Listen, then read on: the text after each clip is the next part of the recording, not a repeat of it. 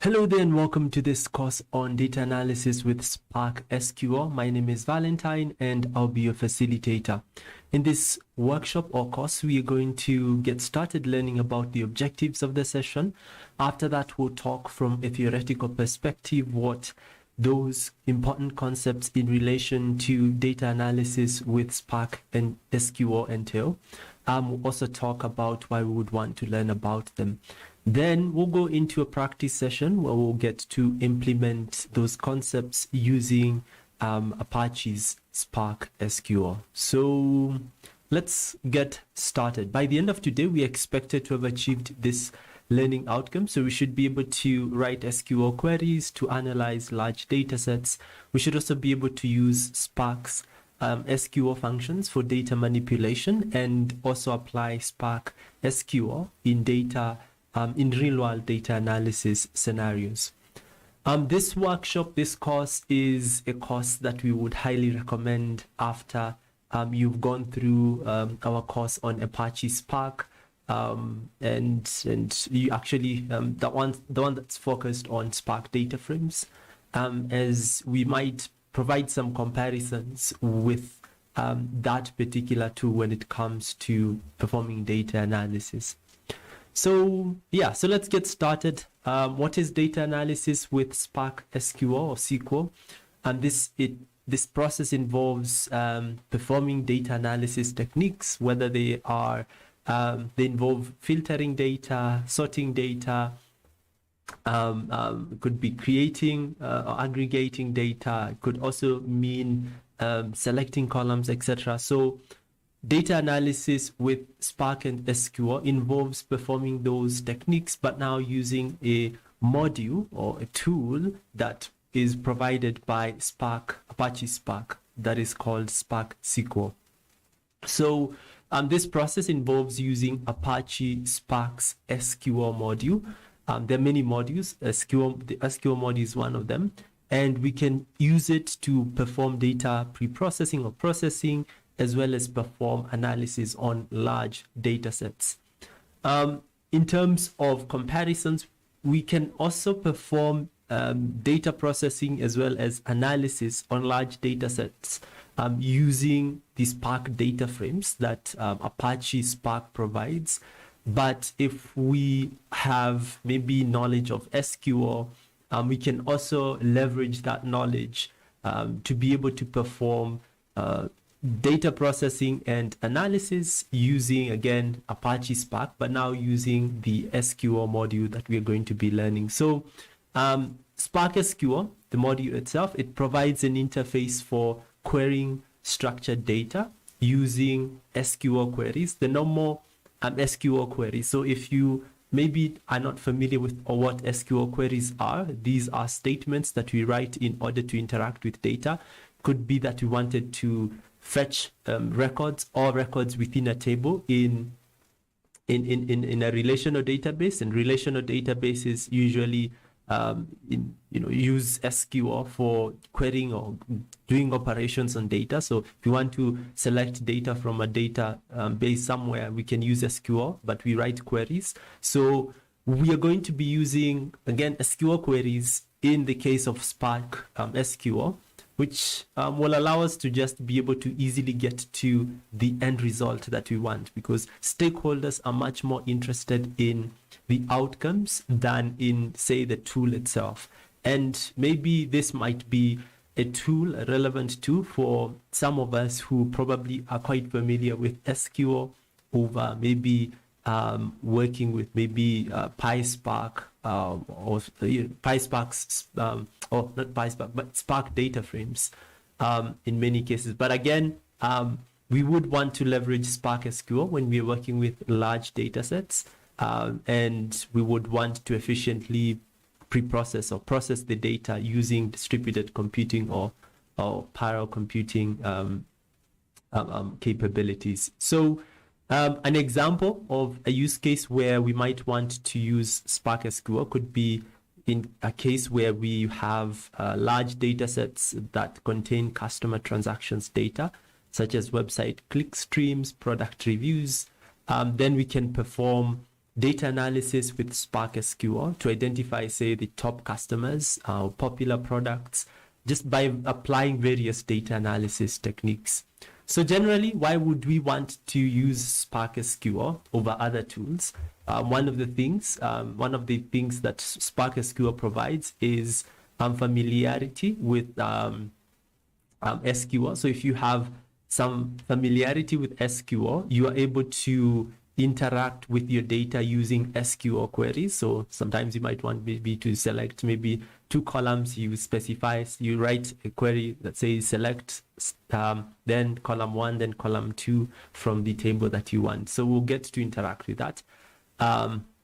We'll write a few SQL queries. If it's your first time learning about SQL, don't worry. The code that we'll give won't be as complicated as one might think of. In-memory computation. So again, Spark SQL being part of the Apache Spark ecosystem, or the tool itself, we are able to leverage its in-memory computational capabilities, and this just significantly improves the performance of just data processing tasks as opposed to other tools. We can also use not only just SQL, that's Spark SQL, we could also use it hand in hand with also Spark data frames. So if you have an idea, or you feel like maybe there's a certain operation that you're easily able to implement with Spark data frame, Spark data frames, then you can always be able to apply that particular operation still while using Spark SQL. And again, with Spark SQL, we can prepare data for training of machine learning algorithms. We've done a workshop on MLlib, which is also another module aside from Spark, aside from Apache's Spark SQL. It's another module for Apache Spark. Apache Spark is the bigger tool, but now we have many modules. There's MLlib, there's Spark SQL, there are others as well. So we can also use Spark SQL to just prepare data for further training with now Spark SQL, and then use the data that we've created to provide to models that we would want to train and make predictions with. So those are just a few reasons. And in terms of implementation, so how would we implement Spark SQL? So there are various techniques, there are various ways, but this is the approach that we can use. The first step would be to set up a Spark session. The second step would be to load the data that we have into a Spark data frame. Then we would create what is called a temporary view that would allow us to now be able to run queries on the view, so we can be able to perform our data analysis. Then once we do that, we can save that data, some sort of variable, and then maybe even perform additional operations using Spark data frames if you want, and pass that data to maybe other tools for further analysis. So yeah, so that's generally the steps that we're going to take, and you should find that it's not that much of a steep learning experience. So at this particular point, you can visit the description of this particular video and click on the practice resource link that should take you to a page that looks like this. So once you get there, you should see a sample practice resource. Then you can just click on that and you should end up to this page. So once you're here, the first thing that we need to do is to go to File, save a copy in Drive, so that you have your own copy. Let me increase my font or my zoom. All right. So go to File, then save a copy in Drive. You should have a copy once you've done that, and then you can use that copy and close the original copy. So I'm going to use the practice notebook, which has just a few more challenges than what we have in the sample notebook. All right, so I'll just open mine in playground mode. So once you have saved our copy. The next thing that we need to do is to connect our notebook to Google Server. So click on connect on the far end. Okay, seems I have too many sessions. Let me see if I can be able to manage them completely. Close that one, close that one. Okay. All right, so I can connect. You should be able to connect automatically. Yeah. All right, so once it has connected, you should see a check, which is good. Now, the first thing that we need to do is to import PySpark. PySpark is the library that, a Python library that allows us to work with Apache Spark. And then once we have imported, so once we have installed it, we can then import a specific module. Like for example, here we're going to import PySpark.SQL to be able to now perform just different tasks. This process of importation takes maybe a few seconds, maybe 20 seconds. So that's what's going to happen. Once we have done that, we're going to import the SQL module the Spark session class from the PySpark.SQL module.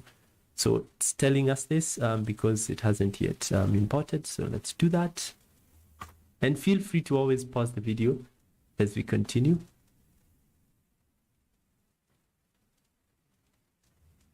Awesome. So let's import our Spark session. So once we have done that, the next thing that we also need to do is to download all the data sets for this notebook.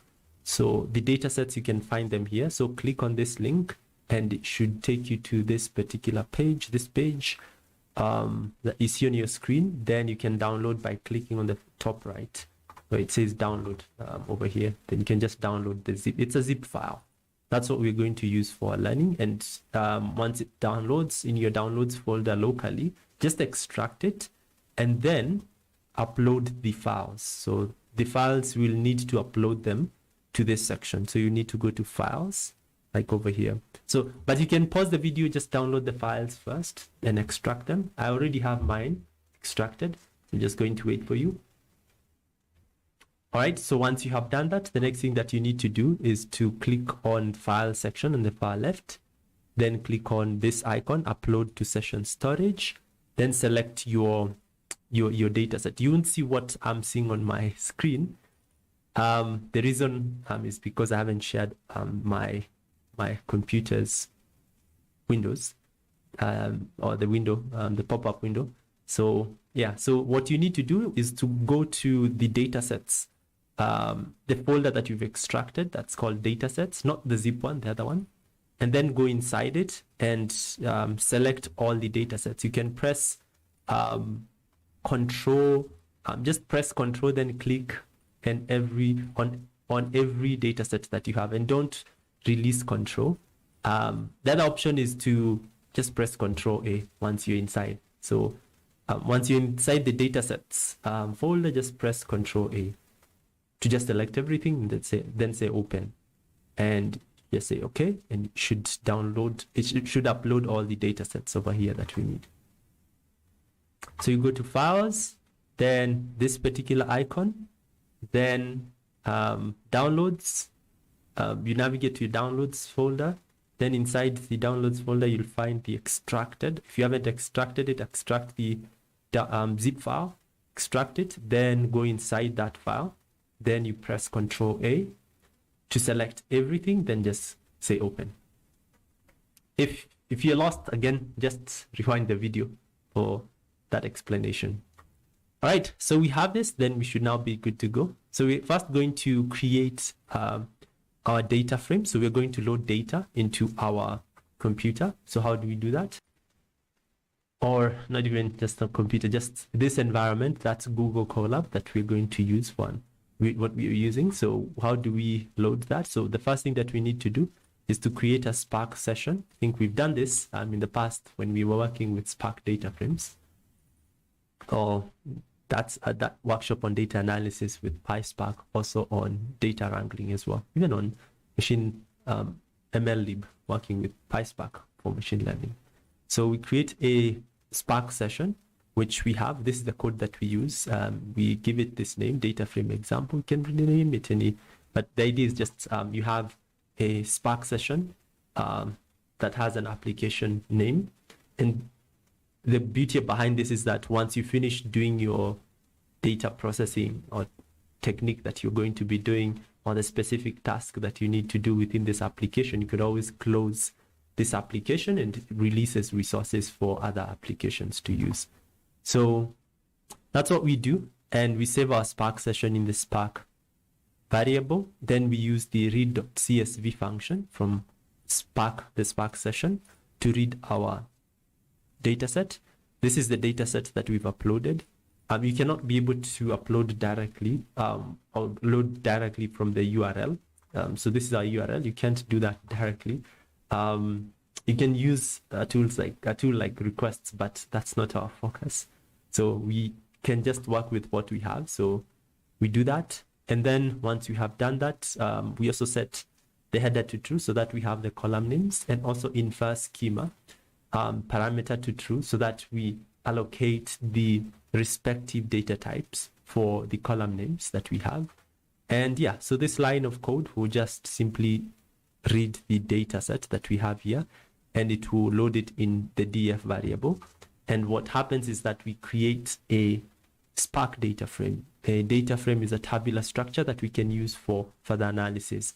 So once we have done this, we can then register this data frame as what is called a temporary SQL view, which generally would hold now the Spark data frame and allow us to perform SQL queries against that view. So the idea is that once we have registered our data frame, whenever we want to perform a query, we would apply the query to this particular view, which is, you can think of it as a table, but now in SQL.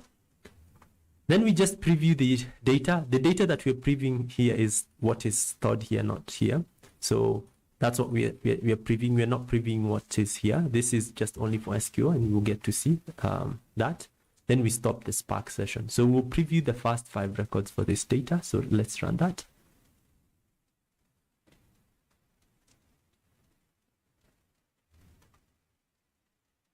It takes a few seconds to run, so just give it a few seconds initially, but in some cases, in many cases, it just does it quickly.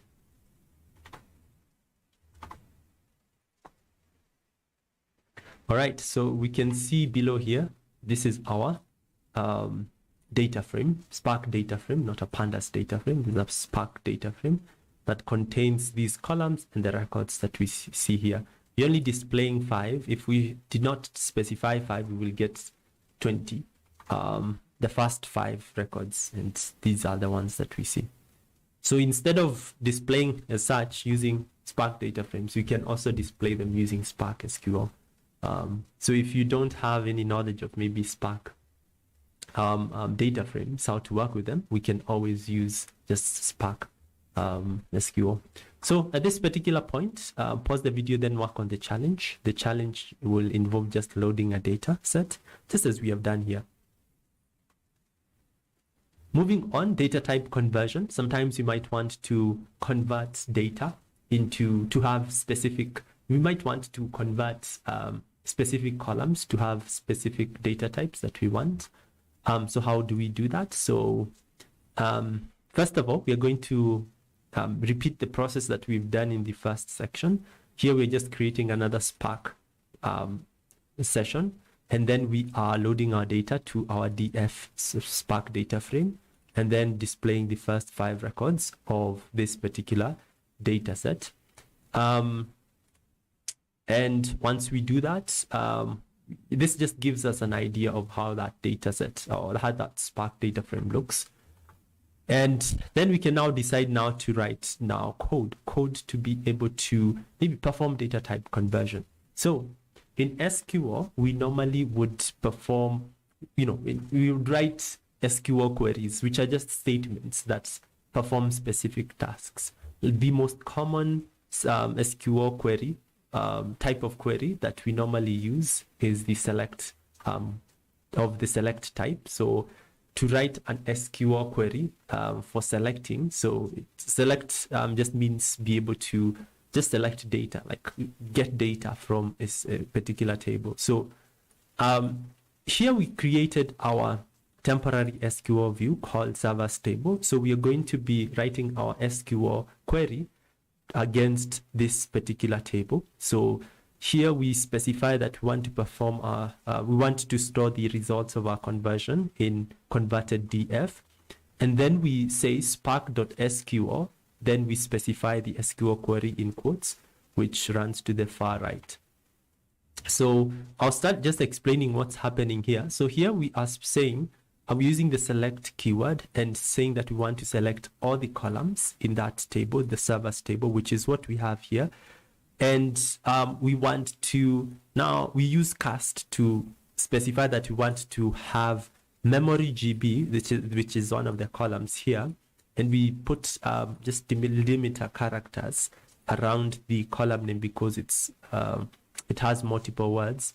So we specify that we want to have this as integers, as to have integer data type, and we can work with just different SQL data types. If you just Google SQL documentation for data types, you should find the different data types that would be at your disposal.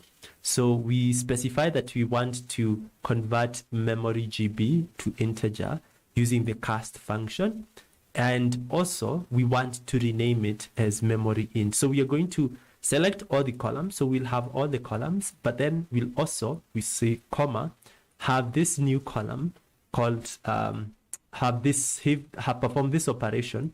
And we want it to have, and we want to create a new column out of this operation that we have here. So we are creating memory int column, which will be appended on, it will be appended on the far right of all the columns. So we will have all these columns, but on the far right of our table, we'll be able to see memory int, which will have integers. And we also do the same thing for storage TB, storage terabytes. It's one of the columns which you see here, and we want it to appear as a float. And we create a new column called storage float from now the servers table that we have here. So essentially what will happen is that we'll select all the columns, and again we'll create two new columns, one called memory int and another one called storage float, and append them to all the columns that we have. And then we display the filtered data. So converted DF, we just use the dot show. So here we're just using the Spark Panda, that's the Spark data frame show function to display the data. And then we stop the Spark session. So if you run this, you'll be able to see that we have 20 rows. I mentioned that if you don't put a show, if you don't put anything here, you'll get 20 records, and that's what we're getting. So you can see here, we have selected all the columns. And again, what also is happening is that we have created two new columns, memory int and storage float. So if I scroll to the right, you should see memory int and storage float. Storage float has floating point or decimal point values. And when you look at the original column, storage TB, it didn't have that. Right, so that's it. Pause the video, then work on the challenge. Handling data types. So in some cases, we might in some cases, we might want to handle duplicates. We might want to drop them. And the easiest way is to use what is called the drop duplicates function. And we can use it together with the with Spark SQL. So for example, in our case, we can decide to this we don't actually write SQL queries to be able to drop the duplicates in this instance. What we do is simply to apply Spark data frames drop duplicate function to the result of our query. So here we're going to load this data. So here we have our data that we see. And then we now create a temporary SQL view. or we register temporary SQL view, and as you can see, we are getting data from sales data. That's the view itself. So we specify that we want to select all columns from sales data, and then apply the drop duplicates to just be able to drop all the duplicates in our data frame. So you can combine Spark data frame techniques as well as simply Spark SQL for such situations. Okay, pause the video and then work on the challenge. Handling missing values. So we could also handle missing values by identifying and dealing with maybe just null values or NaN values. So you could decide to drop them. We could decide to only select the records where there is a certain condition that is satisfied. So let's see how we can be able to do that. Let's load this new data set. Okay, all right. So okay, so this is the data set, and you can see here we have a null value, which means that it's null. There's a missing value. So there's also a missing value here. There's also a missing value in location and also in environment. If we are to preview more records, we could find that there are more missing values. But now what we want to do is to use SQL, Spark SQL, to be able to narrow down to the records that have the null values that we probably would want to investigate further. So for example, here we're going to select all columns. Select star just means all columns. These are just queries, SQL queries, from servers. That's the temporary view where CPU cores. So if you look closely to on our table, we have CPU cores is null, where it's null, and also storage is not null. Is not null means just if there's a record that has this is null and this is null, then we can do the same thing. And we can also write SQL and a long SQL query to check for whether all the columns are null, to be able to arrive at the records with just null values. And yeah, so this is what we do. So the result that we expect here would be just the records which have null values for CPU cores, but not null values for storage. Run that, and you should be able to see that we have one.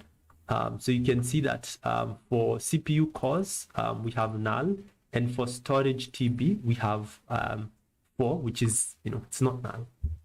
It's the opposite of null, of is null. Is null is just checks for whether that value within that particular column is null. Null is just missing value. Pause the video and then work on the challenge. Filtering data. So sometimes you might want to filter data, and I've already showcased an example of how we can be able to filter for data earlier, but this is just going to help us just understand how we can filter for data more. So let's run this code and then preview this data. So we have, this is what we have. All right, and once we have done that, we can then decide to write an SQL query. This is a query, and we say select star. Want to select all records from all columns. Sorry, this just means all columns. If we had just one, or wanted to be to specify the columns that we want, maybe operating system, we would have used maybe delimiter character like this, then said operating system, and then comma, then another column would have been maybe location. We don't need to put delimiter characters in that because it's not double words. There's no more than one in that column name, etc. So we can select, but I'll just go back to what we had. Select star, which means all columns, where sales is just the data set that we've saved. You can rename it to whatever that you want. And where from sales of that view, where now this is our condition. This is the condition that we're going to apply, the one I have highlighted, where memory GB, which is this column, is greater than 64. Is greater than 64. You can put less than, equal to, or greater than, or less than, or greater than, or not equal to, just an exclamation, then equal sign. So, that means that we are going to get the records where memory GB is greater than 64, and then we, show the data. So let's run this. And we should be able to see that memory GB in our case over here, memory GB in our case over here is actually greater than 64. All right, so pause the video and then work on the challenge, then we'll continue. All right, so let's continue sorting data. So this is another technique that we can perform in order to just arrange data in the way we want. Excuse me. So we can decide to sort this data by memory GB, storage DB, etc. So let's load that. Then once we've done that, we can then write the query for just sorting. It's just an SQL query. The only thing is that we use the order by keyword. So we can say select all records from all columns from operations data and order by. Then we specify the column that we want, memory GB, and then in descending order. If it was ascending, we just put ASC as ascending. So let's do that, run that, and you should be able to see that we have specified that memory GB is in descending order, so from top to bottom. Pause the video and then work on the challenge.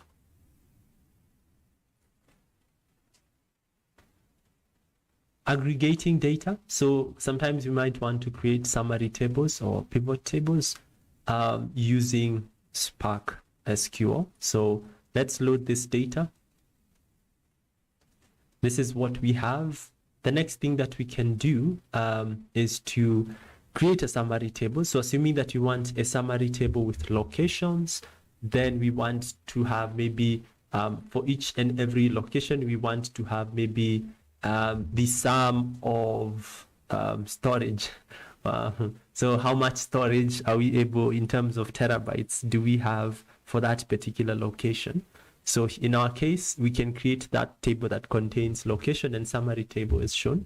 Create a select statement. We use the select keyword, then we specify the columns that we want for that summary table. So we want location, we want the sum of storage terabyte or TB, and we enclose that in our function. It's an SQL function, sum function. And we want to save this as a new and to have this new column name, total storage, from now sales temporary view, and we group by location. So yeah, so we would group by the location. So generally we could group by any other, but here that's what we are interested in. Want to create a summary table with location and sum of those storages. And the sum function, it could be whatever function that you have an interest in. It could be average, it could be minimum, maximum, etc. Then we display the results as shown. So this is our result. Pause the video and then work on the challenge. We can also group data by multiple columns. So let's load this data set. So assuming that we wanted to group by location, so we have this location as well as environment. So how do we do that? It's almost similar to what we did. What we would do is that at the very end, so when we are using group by function keyword, so like also here we use the group by keyword in the previous example. So when we are using a group by keyword, we would specify the first column that we want to group by, and also the environment or the second variable or column that we want to group by the data with, and specify what we want to have in our in our summary table. We want to have location on the left, then environment, then and we also want to have a third column that would have the count of all the columns, not all the records, sorry, all the records, but now for location and environment, but now save that as total servers. So for each location and the environment, there could be development or production environment. We want to have a total of that, and then we just display that. So we should be able to see that we have location, which we specified here, environment, and then the count of the total servers, or the count of those servers for each and every environment per the location. So for Denver, you can see we have one for development and one for staging. For Atlanta, we have one for development and two for staging, etc. All right, pause the video and then work on the challenge, and then we can wrap up the session. Okay, so we've come towards the end of our session. I hope you were able to learn a lot. I think the most important thing when you're coming to learn about just such technologies is to just have an understanding of how it can help you. Just going through this learning experience just gives you insights into what the tool itself can do, and it prepares you for maybe other problems that you might want to work on in the near future that might involve using tools that handle large amounts of data.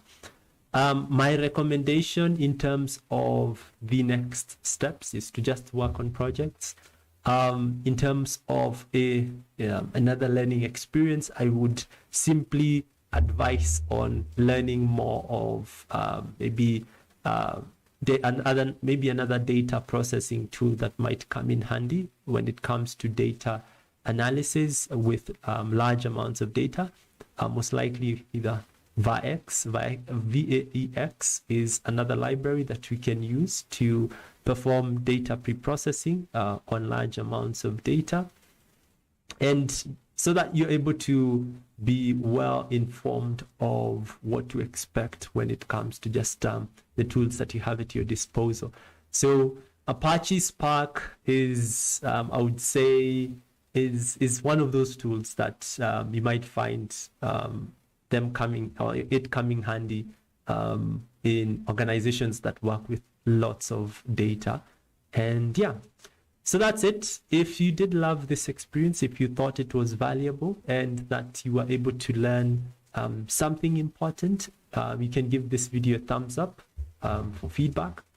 If you would want to be informed when we post such future courses, be sure to give be sure to subscribe, and let's keep in contact. Let's keep on learning and continue acquiring important data skills that might come in handy within our data or your data career. All the best in your learning journey, and see you in the next learning experience. Bye-bye.